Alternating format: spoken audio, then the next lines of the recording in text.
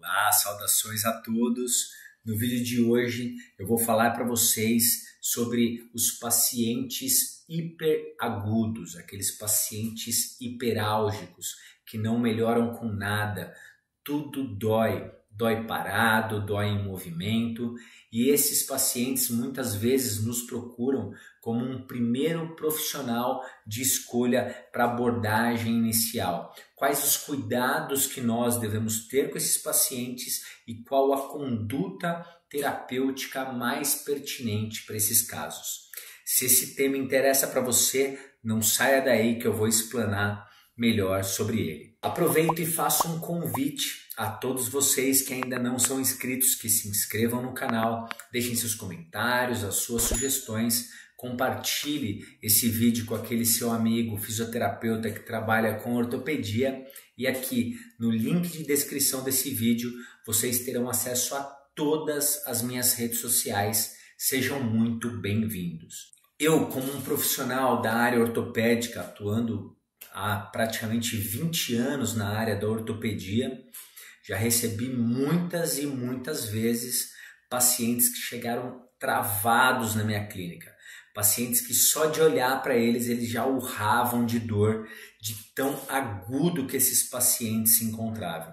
Isso provavelmente já deve ter acontecido com você, e se ainda não aconteceu, com certeza irá acontecer. Então é importante que você, profissional, esteja preparado para receber esses pacientes. Muitos desses pacientes de coluna, que foram fazer determinados movimentos, ou tiveram alguma queda, ou foram levantar da cama e a coluna travou, e esse paciente não tem mais posição para ficar. Qual a conduta deve ser estabelecida com esses pacientes? Pois bem, inicialmente, ao receber um paciente desse, é importante saber a história pregressa dessa dor. Ou seja, se ela iniciou por alguma causa aparente, ele foi agachar para pegar algo, ele caiu, ele bateu, ou não, ele deu um mau jeito na coluna.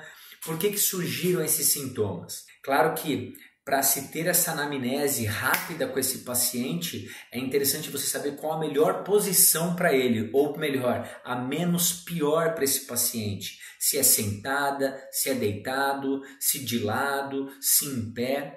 Então, você colhe informações rápidas com esse paciente. Por quê? Porque ele está num quadro agudo. Você tem que ser rápido nas suas tomadas de decisões. Sabendo se foi por um trauma ou não, então a gente começa a excluir o que? As red flags, as nossas bandeiras vermelhas.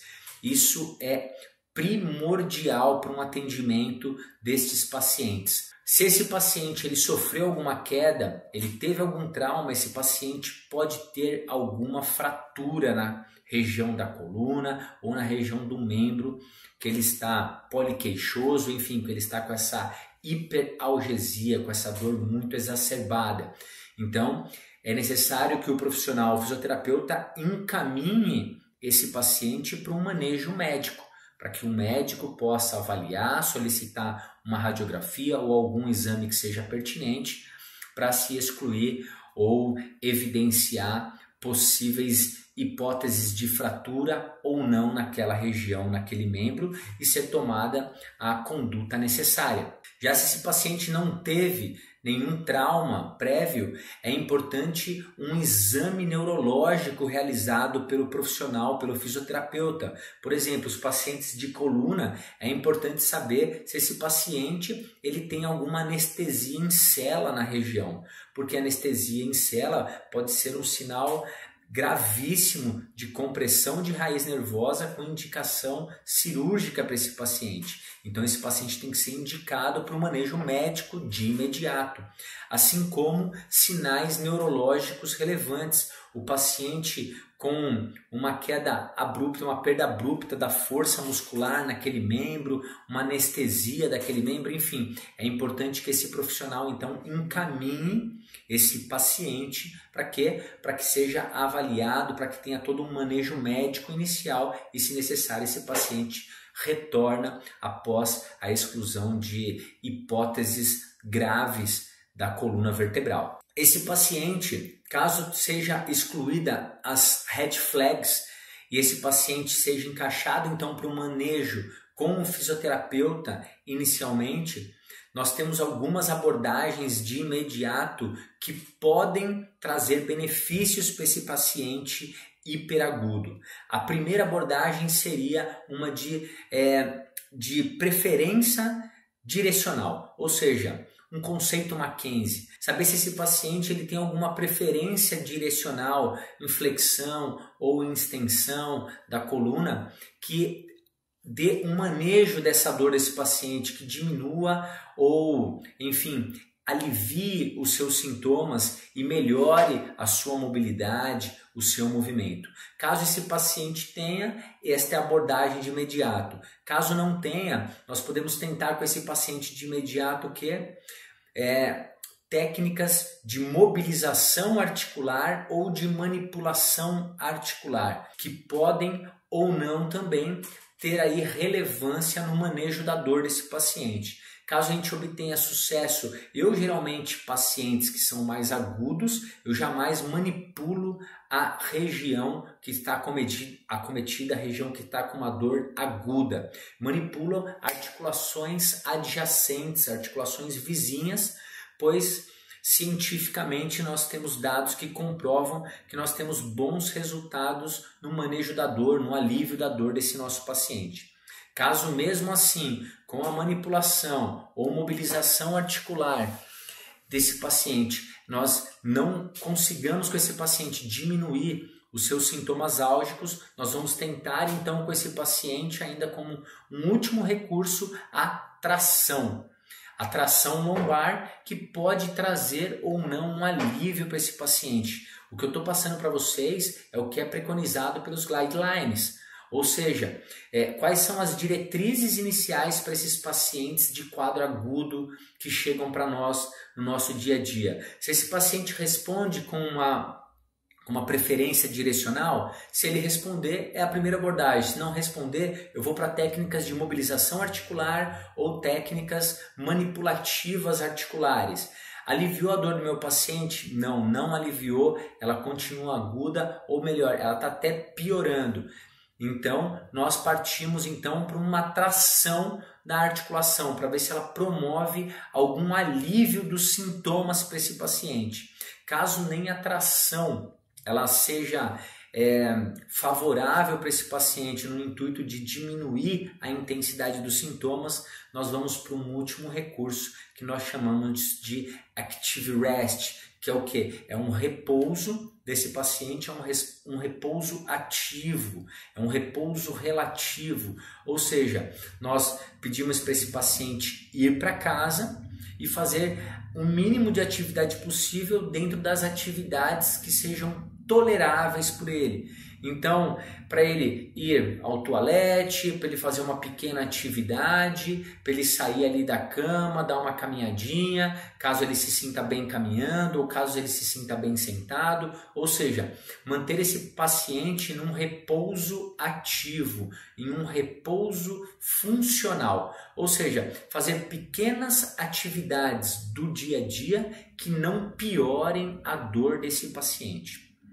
A isso nós chamamos de repouso funcional ou repouso relativo ou um active rest, um repouso ativo. Esse paciente ele vai se manter em repouso dentro das posturas que aliviam os seus sintomas, que não exacerbam, porém não tem o que fazer de imediato com esses pacientes.